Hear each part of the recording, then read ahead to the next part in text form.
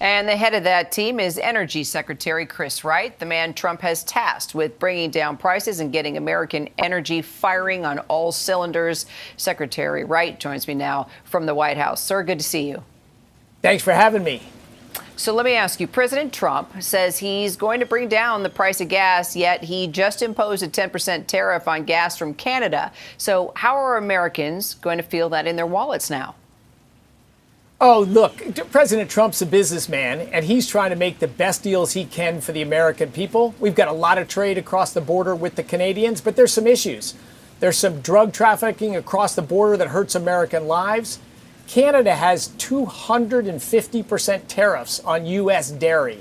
So clearly there's some room for improvement in trade with Canada, and I think President Trump's hard at work, with the ultimate goal, as you said in your intro, to lower prices for American consumers and expand opportunities. Well, I didn't know that our eggs were coming from Canada until last night, and I paid $14 for our eggs. That's a whole nother story. But Ontario's Premier, Doug Ford, is threatening to cut off power to the U.S. with a smile on his face. That's the quote. How do you make sure that this trade war doesn't empty America's pockets? Yeah, I think we're seeing some supercharged emotions there. I think that's very unfortunate. I can assure you there's very sober, thoughtful discussions going on behind the scenes about how to solve these problems, how to make trade fair and beneficial for America and for Canadians as well. So I wouldn't look at the overblown rhetoric. Look at the substance. President Trump has a track record as a businessman. When he was president in his last term, what happened? Prices went down, wages went up. And opportunities, particularly for blue-collar Americans, grew faster than they ever had. So I think, hold on, you're going to see some positive things coming.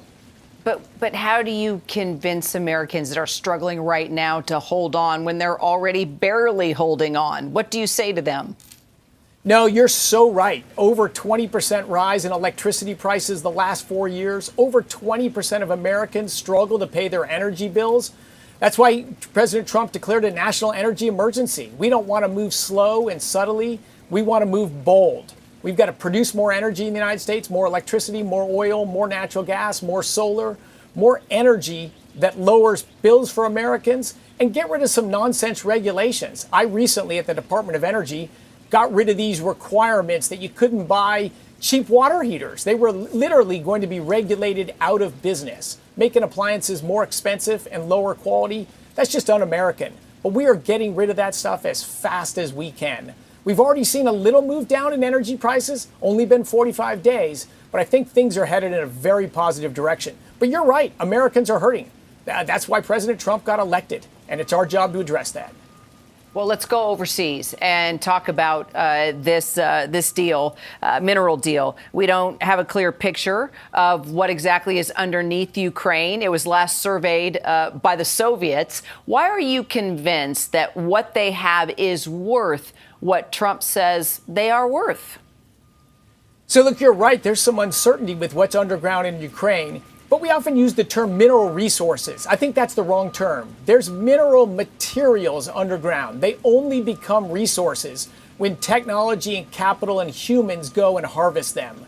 So I think American capital, American technology, together with Ukraine, can bring resources to the surface that'll enrich the Ukrainian economy, that'll grow American security.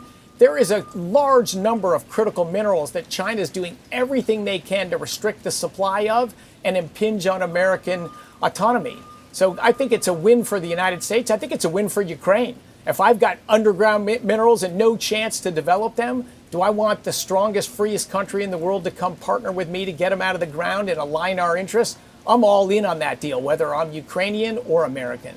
Let's talk about getting them out of the ground. How long will it take to actually feel the benefits of those minerals? I mean, when will we actually see rare earth minerals from Ukraine like cobalt or beryllium making those chips and car parts and airplane wings? So great question. And it'll be a sliding scale. First, we got to have peace. That's also another driver to peace. Everybody wants peace. We get peace in Ukraine. That in itself will help lower global oil prices and global natural gas prices. Then you've got to have businesses go over there and survey. Some areas there's already mining activity with American capital and technology. it'll pick up and produce faster. That could happen in the first 12 months. Some of those will be exploratory things and they'll take longer. But the immediate impacts of the peace will be felt right away. Energy Secretary Chris Wright, appreciate your time, sir. Thanks for having me.